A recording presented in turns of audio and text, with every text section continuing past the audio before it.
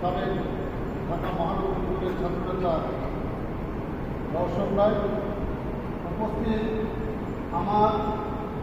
হালি থানা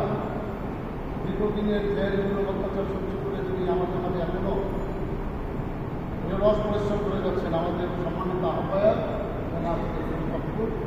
এসার পাপ্পুর, উপস্থিত আমাদের মহানগর উত্তরের সাবেক সদস্য জনাব মানিক, যিনি সবসময়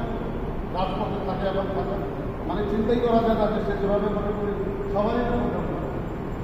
আর আমার এই বাবুল মামা উনি প্রায় আমাদের দল করে একত্রিত করার জন্য যার সাংগঠনিক চমৎকার। উপস্থিত আমার আন্তর্জাতিক আহ্বায়ক, উপস্থিত আমার শাহালি থানা আরও আরও অনেকে আছে, বিশেষ করে আমার ওয়ার্ডের সভাপতি জনগোষ্ঠী, আমাদের সভাপতি রবি, কাজী রিজন, দীপু, আমি ম্যাক্সিমাম সবার আমি বলতে পারি, আমি হয়তো নামটা হয়তো বললাম না আপনাদের কাছে সময় খবর না করে